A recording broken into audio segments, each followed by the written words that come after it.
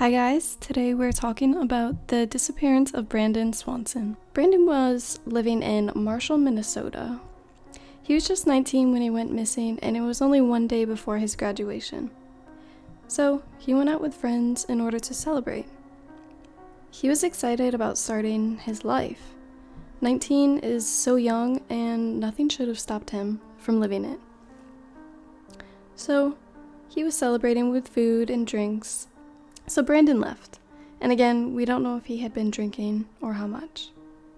But rather than taking his normal route, he took the back roads home.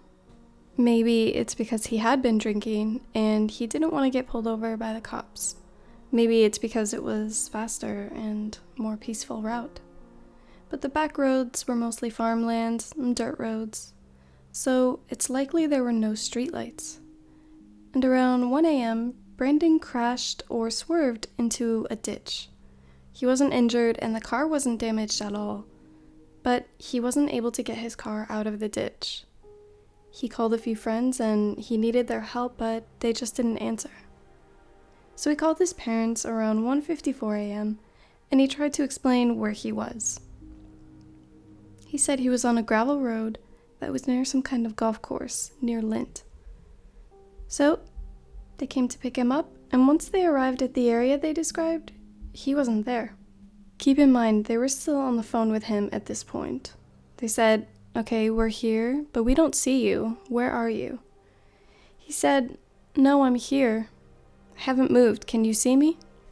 They tried flicking their lights on and off, hoping he'd be able to see it from wherever he was. He said he couldn't see them. They told him to try flicking his lights off and on, and they couldn't see his either. So clearly, they were a little too far away, but still likely in the general area. This made both of them pretty frustrated, and Brandon ended up getting mad at them and hanging up on them. Around 20 minutes later, at 2 a.m., they called them back, and Brandon said, "Okay, I can see the city lights. I'm just going to walk in that general direction, and I'll go to a friend's house." So it seems that maybe he wasn't in the area that he thought he was in. Maybe he was 1 mile away from his parents, or maybe he was 10. It was very dark out, and he could have been intoxicated. So on the phone call with his dad, Brandon said, "I'm gonna walk towards Lind, and I see the city lights right now." He thought he could get there quicker than waiting for his parents to find him. And this was 2008, so this was before you could just send your location to anyone, and they could just come to you. He mentioned that he could hear water running, maybe like a river, and that there was also fences nearby. So it seemed like there were at least houses or farms nearby. So as he was still making his way to the city, he was still talking to his dad on the phone. Around 3 a.m. though, Brandon says, "Oh shit," and he stopped responding. His dad obviously didn't know what was going on. They tried to call out to his name, and he just didn't answer. After that, they hung up and called multiple times.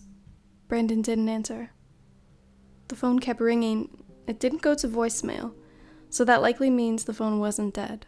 After a while, they still couldn't get in touch with Brandon, so they ended up calling his friends. They hadn't really heard from him either. Brandon's parents reported him missing. The police apparently weren't too helpful, and they weren't really worried about Brandon. They said, "He's an adult. He's not a child. If he wants to walk off, he can walk off." And understandably, his parents weren't too happy about this. And I get it. Even though he was an adult, he was still their son. But once they started investigating, the police uncovered some interesting stuff. Turns out, Brandon was about 25 miles off from where he told his parents he was. He clearly was lost, and that would explain why neither of them could see the headlights that they were flicking on and off. He was on a dirt road, but it was dark, and he was just off course.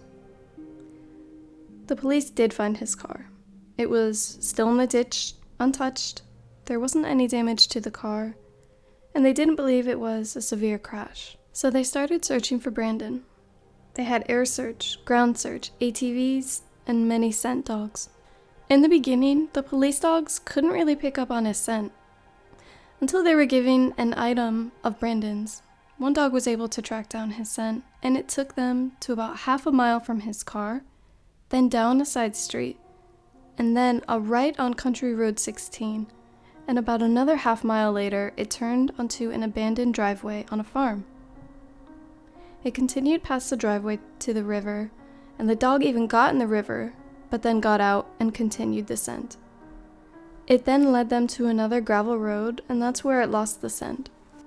Suspiciously enough, the gravel road where the dog last picked up his scent was apparently under construction that morning. It was being regraded, and this means they're trying to flatten the land and make it more smooth. It makes sense that the dog lost the scent because of all of the construction. But why was there construction in the middle of nowhere? Also, they do believe that the dog had a correct scent because on the path there were fences and also a river, like Brandon had mentioned on the phone. The area was about 2.5 miles from where his car was. The police believed Brandon could be in the river, so they put barricades on each end of the river so nothing could get in or out. It's quite interesting that during this time, nothing of Brandon's was found. Not his glasses, a piece of clothing, or even his phone. One of the investigators really believed that Brandon had fallen into the river.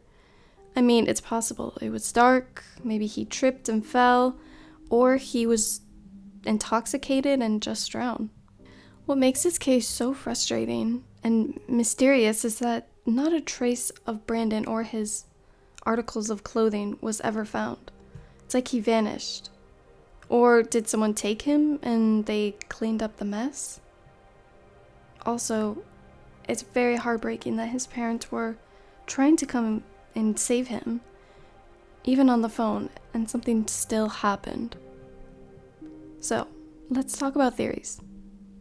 Theory 1 is people believe Brandon had fallen into the river and drowned and/or got hypothermia.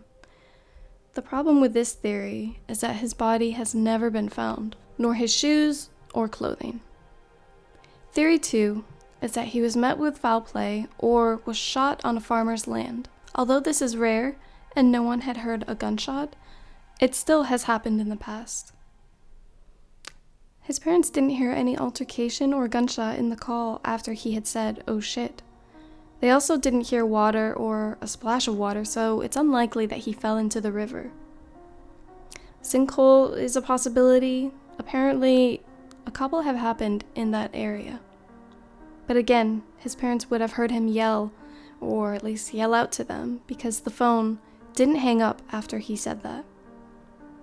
Another theory is that he was a victim of the smiley face killers. He fits the victim criteria. He was a white college student, he was male, he disappeared after a night out drinking with friends, and he disappeared near water. The last theory is that somehow Brandon staged this whole thing and just wanted to run away. Now, even though there's no evidence of this, police really can't rule anything out, especially since they have 0 leads to go on.